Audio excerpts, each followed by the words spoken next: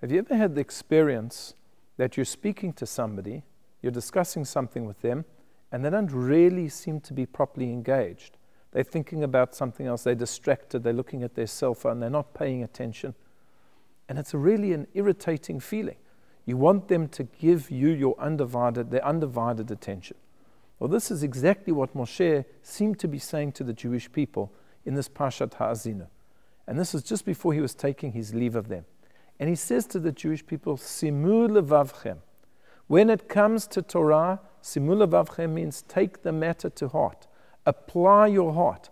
Concentrate properly. Don't lose focus. Be completely engaged in the topic. And Rashi tells us something interesting. He says that we see a similar phrase when Hashem came to the prophet Yecheskel and told him about the temple. In the book of Yecheskel, we have these very detailed plans for the temple. We're not entirely sure whether it's a discussion of the second temple or the third temple, but nevertheless, they are very detailed designs.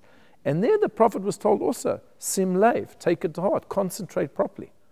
Well, says Rashi, if that is true of a diagram, an architectural diagram, that you can see with your eyes, you can see the measurements, you can see the drawings, and still you have to pay close attention, how much more so when it comes to Torah, which is something which is far more abstract, and which in many ways is a verbal and oral teaching, that certainly you have to pay attention. And this is an important lesson for life.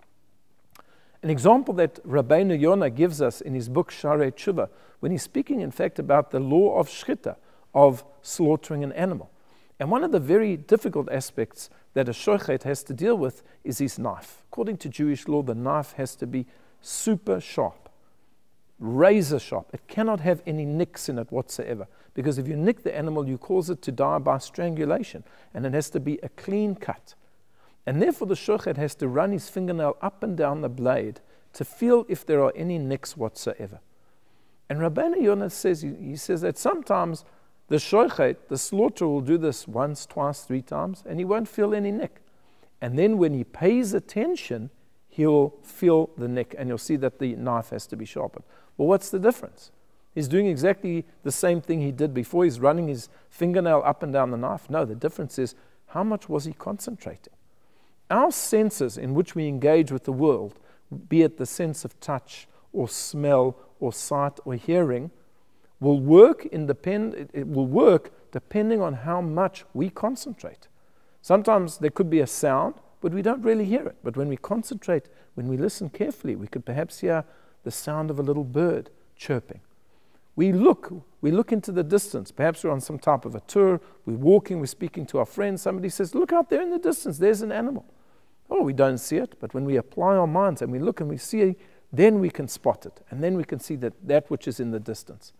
This is a teaching for all of life. We have to be engaged with whatever we're doing, and especially when it comes to studying the Torah.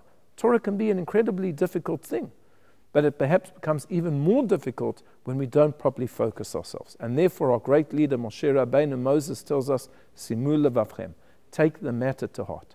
Make sure that you're always engaged and you are focused on the Torah that you are studying. I wish you a Shabbat Shalom.